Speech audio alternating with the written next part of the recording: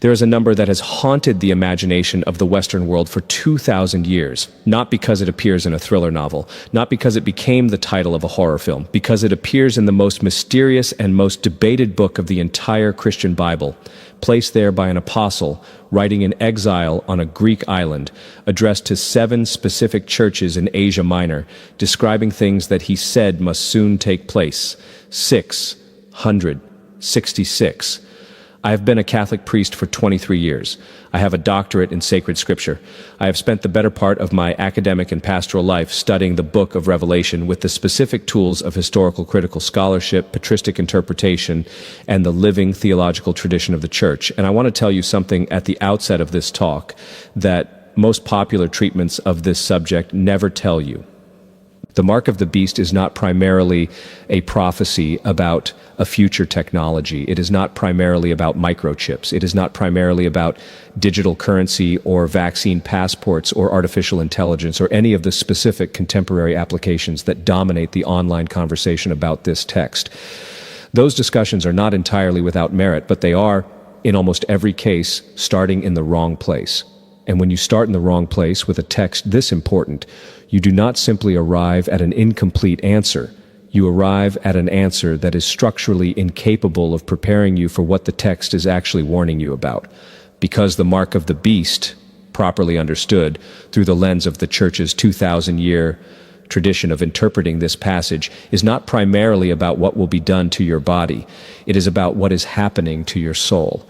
And the reason that distinction matters, the reason I'm standing before you making it as clearly as I can, is that the version of this warning most Catholics have received from popular Christian culture will leave them entirely unprepared for the actual spiritual dynamic the text describes. While they are watching for a barcode on their wrist, the thing the text is actually warning about is advancing through their interior life with a patience and a precision that the external version of the warning does not equip them to recognize. Stay with me, because what I'm about to walk you through is the result of 23 years of serious scriptural scholarship, patristic reading, and pastoral observation applied to one of the most misread texts in the entire Christian tradition. And it is going to require you to set aside some things you may have been told with great confidence by people who had not done the work. I am not asking you to simply trust me. I am asking you to follow the argument, check the sources I give you, read the fathers of the church I am going to cite, sit with the theological tradition I am going to describe, and then decide what you think. But first, let us go to the text itself. The passage we are discussing is found in the 13th chapter of the book of Revelation, verses 16 through 18. I want to read it to you in full, slowly, because the details matter, and because most people who have strong opinions about this passage have never actually sat with the Greek. John writes, "It also forced all people, great and small, rich and poor, free and slave, to receive a mark on their right hands or on their foreheads, so that they could not buy or sell unless they had the mark, which is the name of the beast or the number of its name. This calls for wisdom. Let the person who has insight calculate the number of the beast, for it is the number of a man. That number is 666. 3 things in that passage are almost always missed in popular treatments of it. First, the mark is placed on the right hand or the forehead. These are not random anatomical choices. In the theology of first-century Judaism, deeply embedded in the scriptural tradition that John is drawing on and that his original audience would have recognized immediately, these locations carry specific symbolic weight. The hand represents action, what you do. The forehead represents thought and allegiance, what you believe and to whom you belong. Second, the mark enables economic participation. You cannot buy or sell without it. This is an exclusion from the ordinary structures of social and economic life. It is a statement about the cost of refusing allegiance to the beast. Third, John tells his readers that this calls for wisdom, not fear, not calculation about future technologies. Wisdom, the Greek word is sophia, the same word used throughout the wisdom literature of both testaments for the specific quality of interior perception that allows a person to see reality as it actually is, rather than as it appears. These 3 details together begin to paint a picture that looks very different from the microchip reading and very much like something the Church Fathers understood clearly and described precisely in their own commentaries on this text. Let me take you there now. The patristic interpretation of the mark of the beast is not a single unified position. The fathers read this text with the same scholarly diversity they brought to other difficult passages, but there is a consistent thread running through the most serious patristic engagement with Revelation 13 that has been largely lost in the popular Protestant eschatological tradition that dominates the current conversation, and that has not been communicated clearly enough to ordinary Catholics in the pews. Let me begin with Irenaeus of Lyon. He was a 2nd century bishop, a student of Polycarp, who was himself a student of the Apostle John, the same John who wrote Revelation. His proximity to the source matters, and his reading of the mark of the beast in his major work Against Heresies is not what most people expect. Irenaeus is careful about the number 666. He lists several names that produce the number through the Greek system of gematria, the practice of assigning numerical values to letters. He does not insist on any one of them, and then he says something that I want you to hold carefully. He says that the number of the beast represents a recapitulation of all apostasy, all injustice, and all deceit, not a specific future technology. A spiritual condition, a comprehensive interior orientation away from God and toward the self and the world as ultimate realities. Move forward to Origen of Alexandria, 3rd century, the greatest biblical scholar of the early church. His reading of Revelation 13 is explicitly interior in its application. He describes the mark on the forehead as a symbol of intellectual allegiance, the mark on the hand as a symbol of moral allegiance, what you think and what you do. The beast in Origen's reading is not primarily a future political figure. It is a spiritual reality that seeks to inscribe its character on the interior life of a human person through the twin mechanisms of corrupted thought and corrupted action. This reading is not a minority position in the patristic tradition. It runs through Victorinus of Petau, through Tychonius the Donatist, whose commentary on Revelation profoundly shaped Augustine, and most significantly through Augustine himself, whose treatment of the beast and its mark in the city of God is one of the most theologically sophisticated readings of Revelation 13 in the entire tradition. Augustine distinguishes between the city of God and the city of man. Two loves, two orientations, two directions of the will. The city of God is constituted by the love of God carried to the point of contempt for self. The city of man is constituted by the love of self carried to the point of contempt for God. And the mark of the beast, in Augustine's framework, is not a future technology.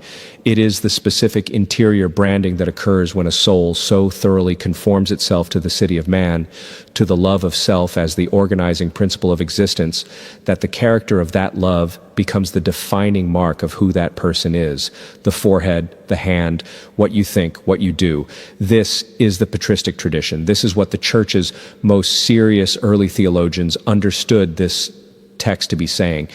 And it reframes the question from what external mark will be imposed on my body in the future to what interior conformity is being inscribed on my soul right now. That shift is not a softening of the text. It is not a way of making it less serious. It is, if you sit with it, a way of making it vastly more serious. Because the external mark is something you can refuse dramatically and obviously in a moment of clear decision.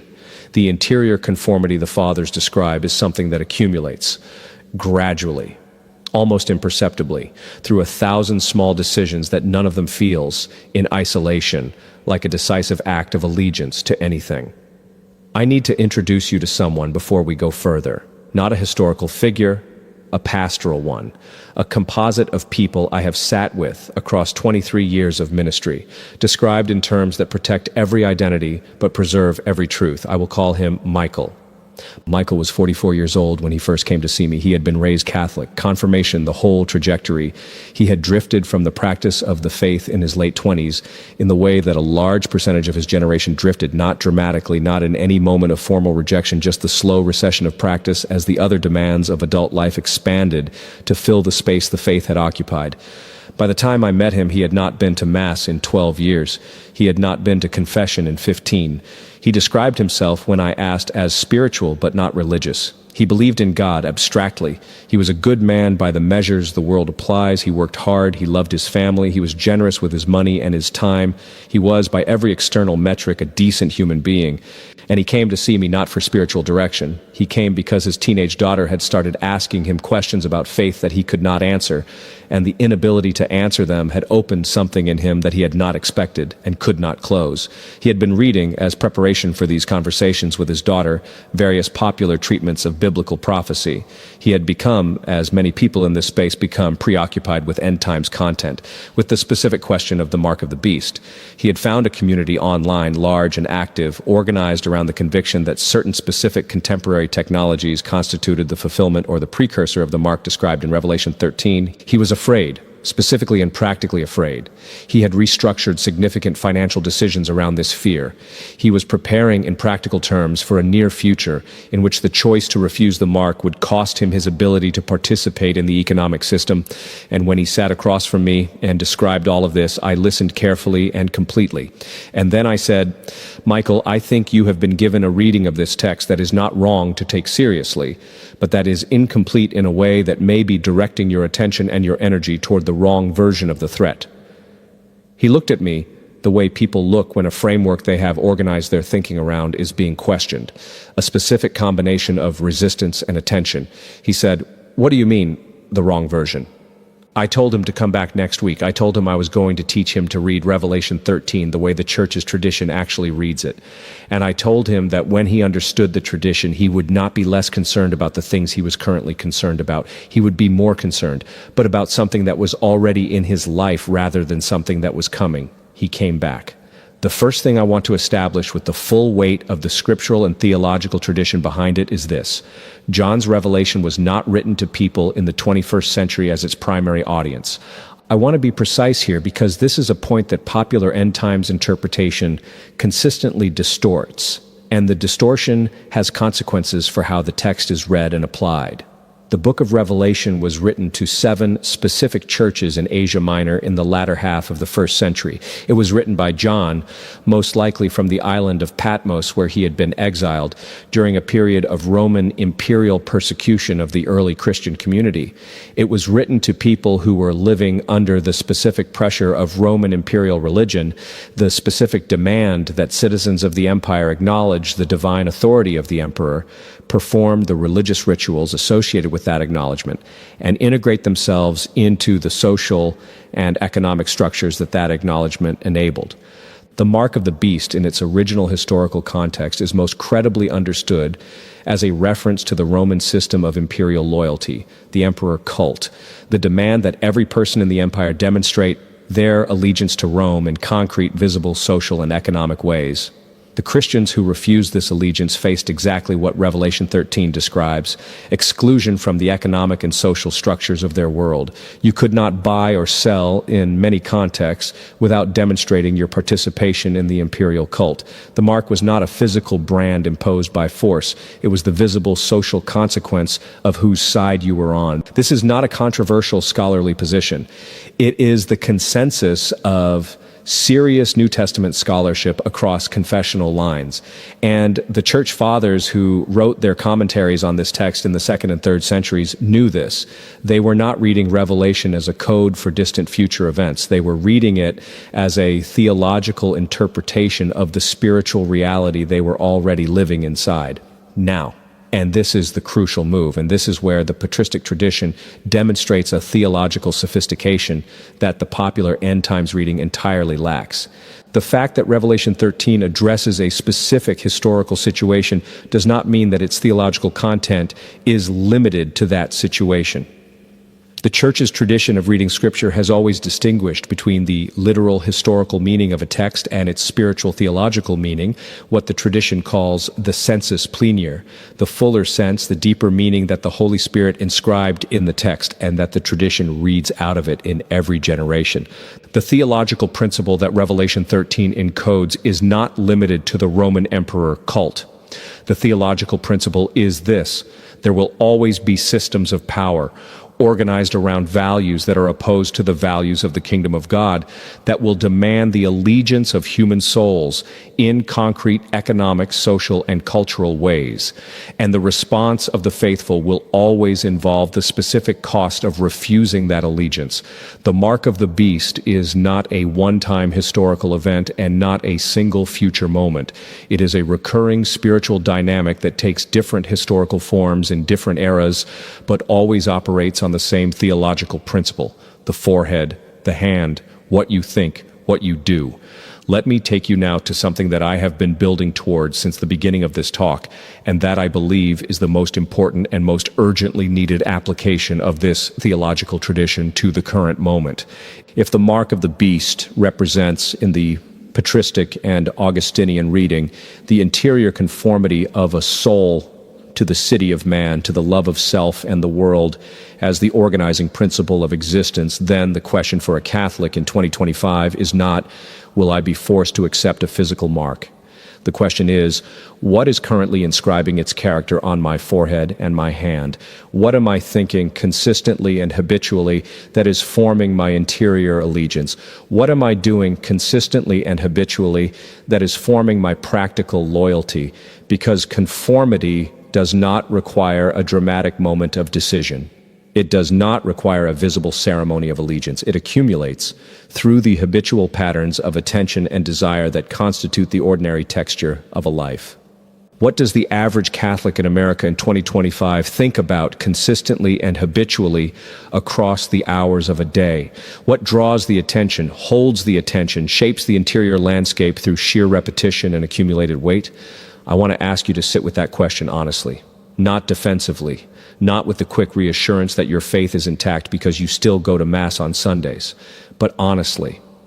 Because what I observe across 23 years of pastoral ministry is that many Catholics who are deeply concerned about a future mark of the beast imposed from outside have already submitted, without noticing it, to a present formation of their interior life by values and priorities and loyalties that are, in the precise Augustinian sense, the city of man. Not through dramatic apostasy, through the habitual direction of attention, through the specific values that are actually operative in the decisions of their daily life, as distinct from the values they would profess if asked, through the concrete practical allegiances that they're spending, their time, their emotional investment, their deepest anxieties and deepest desires reveal about what they are actually trusting. This is the mark that the patristic tradition is warning about. The interior conformity that inscribes itself on the forehead through what you habitually think, and on the hand through what you habitually do. And it is not coming. It is already here. In every soul, in every generation, in every historical moment, the beast and the lamb are making their competing claims on the interior life of every human person. And the mark of the beast is simply the name for what happens when the beast's claim wins, not in a single decisive moment, through the accumulated choices of a life. I want to address now the specific contemporary applications that concern people most, because I said at the beginning that those discussions are not without merit, and I want to honor that.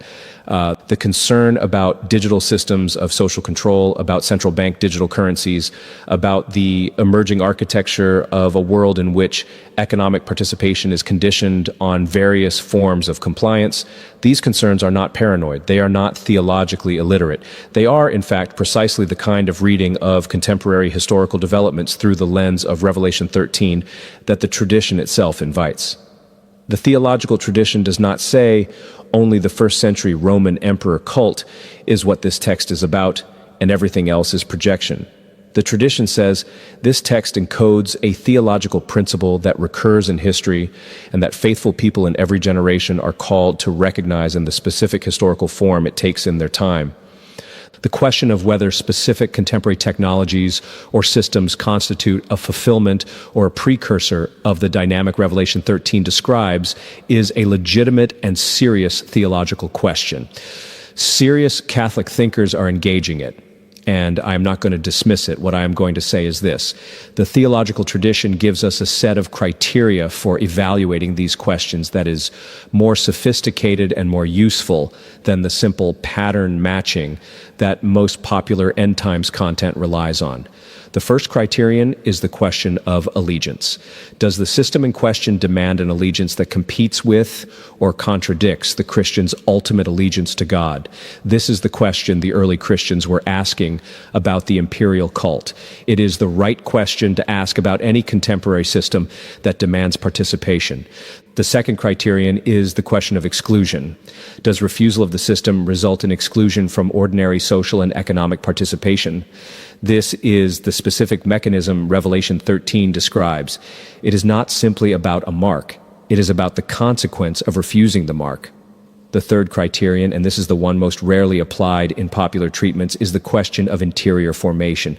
What does participation in this system do to the interior life of the participant? What habits of thought and desire does it cultivate? What vision of the human person and human flourishing does it encode and transmit through its use? This third criterion is the one the patristic tradition would most emphasize, because the beast's primary operation is not external. It is formative. It forms the interior life of those who give it their allegiance toward a specific vision of reality, that is, in the Augustinian sense, the city of man. And the question for a Catholic evaluating any contemporary system is not only whether it will be used as an instrument of external control, but what it is already doing to the interior life of the people who have given it their habitual attention. I will let you apply those three criteria to the specific contemporary systems you are thinking about. I am not going to do that work for you, not because the conclusions are not interesting, but because the criteria are more valuable than any specific conclusion I could offer, and because the application of those criteria to your specific circumstances is precisely the work of wisdom, the Sophia that John calls for when he says, "This calls for wisdom." I want to come back to Michael. He came back the following week. He sat in the same chair. He had done the reading I assigned him. He had spent the week with Irenaeus and Augustine in accessible translations, and he looked different in a way that was hard to articulate but unmistakable. He looked like a person who had encountered something that required him to think, rather than a person who had been given a framework that required him only to watch. He said, "If the mark is an interior conformity and not just a future technology, then I already have it, partially, in some areas of my life." I said, "Tell me more." He said, "My money, the way I think about money, what I'm actually trusting. When I'm honest about it, not the answer I would give if someone asked me whether I trust God or money, but the actual operational answer based on how I behave when I'm anxious about finances. It's money. I trust money. Not because I decided to, because that's what 12 years of living without any serious practice of the faith has formed me toward." He paused. He said, the forehead, what I actually think underneath the surface, and the hand, what I actually do. I want to tell you that I sat with that for a long time after he left, because Michael, in 1 week of serious engagement with the patristic tradition, had arrived at a more theologically sophisticated and more practically useful application of Revelation 13 than most of the online content about this passage produces in hours of detailed speculation about future technologies. He had applied the text to himself, to his actual interior life, to the real operational allegiances that his behavior revealed, as distinct from the professed allegiances that his self-description would offer.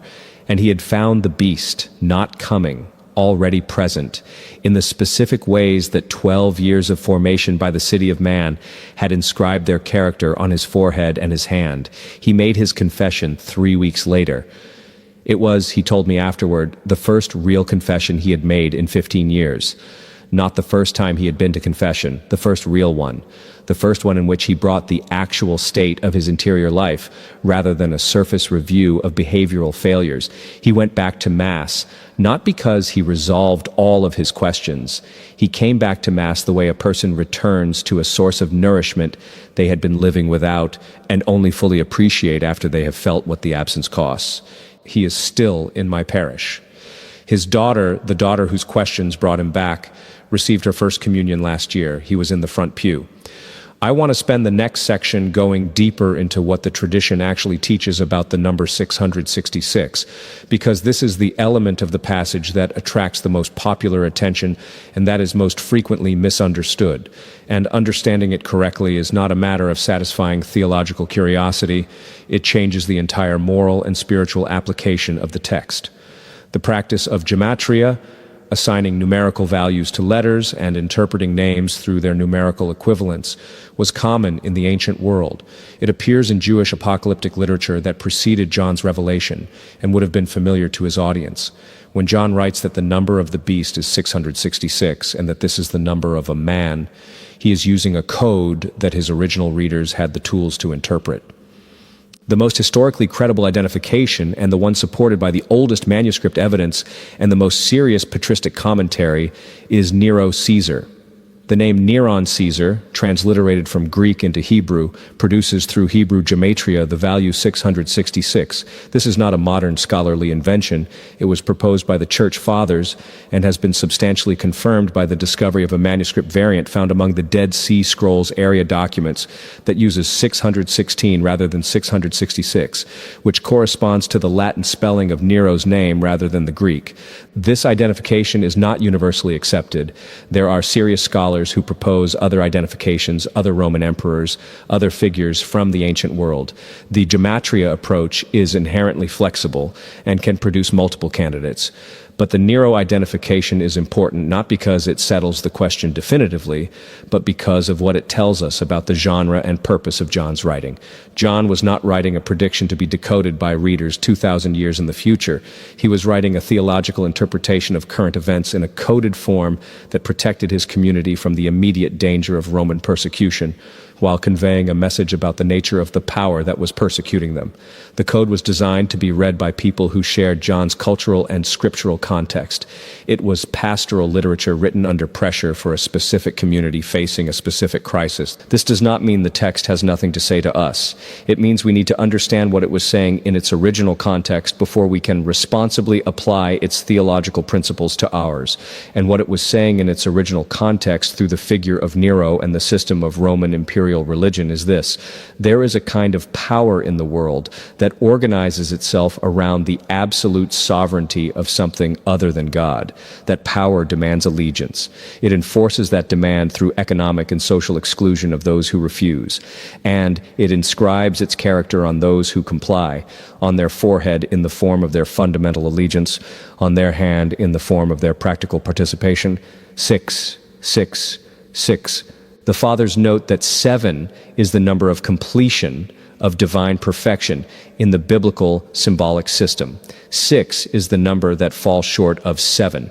It is the number of the merely human, the almost divine, the aspiration to completeness that falls one short. 3 sixes is the insistence, the triple emphasis on a completeness that is claimed but not achieved. It is the symbol of the counterfeit, the false completion, the system that presents itself as everything a human soul needs and is, at the level of its deepest structure, one short of what it claims. This is not numerological mysticism. This is precise biblical symbolism that the patristic tradition reads with care, and that applies to every system in every era that presents itself as the answer to the deepest human need, while being, at its core, a counterfeit of the only thing that can actually meet that need. The city of man always presents itself as a completion, as the arrangement of human affairs that will finally deliver what human beings most deeply want: security, belonging, significance, comfort, the removal of the specific anxieties that make human life hard. Every political system, every economic system, every cultural framework that aspires to organize human life comprehensively is making, at some level, this claim. And the claim is always 666, always one short, always the almost but not quite, always the counterfeit that looks enough like the real thing to attract the allegiance of people who have not been formed to recognize the difference. The question that I want to answer now, the question that everything in this talk has been building toward, is the question that the patristic tradition considers most urgent, more urgent than identifying the beast, more urgent than calculating the number, more urgent than recognizing the historical or contemporary forms the beast system takes. The question is, what does the Lamb's mark look like? Because Revelation 13 does not stand alone. It exists in a literary and theological context within the book of Revelation that includes, just before the description of the beast and his mark, a description of those who bear a different mark. Chapter 14 opens with the vision of the Lamb standing on Mount Zion with 144,000 who have his name and his Father's name written on their foreheads. The forehead. Again, the same location, but a different inscription. The sealed of God, those who bear the name of the Lamb on their forehead, are not described primarily in terms of what they refused. They are described in terms of what they received. They are described as those who follow the Lamb wherever he goes, who were purchased from among mankind, who did not defile themselves, in whose mouths no lie was found. The forehead of the Lamb's people is inscribed with a name through the same mechanism by which the beast inscribes his mark, habitual allegiance, expressed in the concrete texture of a life. But the direction is inverted. The formation is toward God rather than away from him, the city of God rather than the city of man. And this is where the practical application of this entire theological tradition lands with its full weight. The seal of God, the mark of the Lamb on the forehead and the hand, is not given in a single moment of decision any more than the mark of the beast is. It is formed through practice, through the specific daily bodily practices that constitute the Catholic sacramental life at its most serious. Confession, the specific practice of bringing the actual state of the interior life, including the actual operational allegiances that behavior reveals, before the God who can address them. Not as a performance of religiosity, as the regular spiritual hygiene of a soul that knows what it is and knows what it needs. The Eucharist, received with the quality of presence and the state of grace that allows the encounter to actually happen rather than performing. The body and blood of the one who is the absolute antithesis of everything the beast offers, the real completion, the actual 7 rather than the counterfeit 666. The Rosary, the specific Marian devotion that the tradition has always understood as uniquely connected to the Church's resistance to the powers of darkness.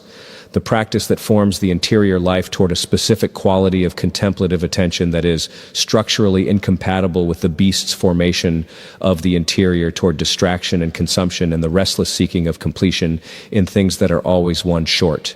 The examination of conscience, the daily practice that the patristic tradition through figures like John Cassian and Evagrius Ponticus understood as the specific discipline that allows a person to recognize in real time the movements of the interior toward the city of man before they have accumulated into a formed allegiance. The practice of actually looking at what you are thinking and what you are doing and asking honestly, whose mark is this inscribing? This is the whole war, described in the 13th chapter of Revelation with a symbolic density that has been sustaining serious theological reflection for 2,000 years, not because it is a code about future technology, because it is a description of the permanent spiritual condition of every human soul navigating a world that always contains, always has contained, always will contain, until the final resolution, the competing claims of the Lamb and the beast on the interior life. And the response that John calls wisdom, is not a response to a future crisis. It is the daily, embodied, sacramentally structured practice of keeping the interior life oriented toward the Lamb rather than allowing it to be progressively inscribed by the beast. I want to tell you what I told Michael in our final session of what became, over several months, a genuine spiritual direction relationship. I told him that the question he had come to me with, the question about the mark of the beast and whether specific contemporary technologies constituted its fulfillment, was a real question and not an unimportant one. I told him to keep thinking about it, to keep reading, to apply the 3 criteria I gave him, to stay alert to the ways that contemporary systems of power make demands on the interior life that deserve the specific theological scrutiny Revelation 13 invites. But I told him that the most urgent application of this text was not a future one, it was a present one. And the present application was not about what he might be forced to accept. It was about what he was already voluntarily giving his interior allegiance to day by day through the habitual direction of his attention and desire. I told him that the seal of God on the forehead and the hand was available to him, that it was inscribed through the specific practices that the tradition had preserved for exactly this purpose. That confession and Eucharist and the Rosary and the daily examination of conscience were not pious extras for people with a particular religious temperament. They were the specific counterformation that keeps a soul inscribed with the name of the Lamb rather than progressively, imperceptibly conforming to the name of the beast. He nodded, and then he said something that I have thought about many times since. He said, "Father, I spent 2 years online trying to figure out when the mark of the beast was coming. And it turns out the more important question is what mark I've been letting form in me this whole time. That is the wisdom John calls for, not the calculation of a number, the honest examination of an interior life, the recognition of whose name is being inscribed on the forehead by the habitual direction of thought, the recognition of whose name is being inscribed on the hand by the habitual direction of action, and the decision made deliberately to bring those interior spaces back under the specific sacramental formation that the Church has preserved for 2,000 years because it works, because it actually inscribes the name of the Lamb, because the Lamb's mark is real and accessible and available to you right now through the practices that most Catholics have reduced to obligation and that the tradition understands as armor. Part 6. What you do now, today. Not in the abstract, in the specific. I want to give you 3 questions to take with you, not as a theological exercise, as an examination, applied honestly to the actual texture of your life. First question, what is being inscribed on your forehead? What do you think about habitually across the hours of a day? What draws your attention and holds it? What are the operative beliefs about reality that your behavior reveals as distinct from the beliefs you would profess if asked? Whose vision of the human person and human flourishing is actually forming your interior? Second question, what is being inscribed on your hand? What do you do habitually that reveals your practical allegiance? Where does your money go? And what does that reveal about what you are actually trusting? How do you spend the hours that are not spoken for by obligation? What does the pattern of your time reveal about whose claim on your life you are actually honoring?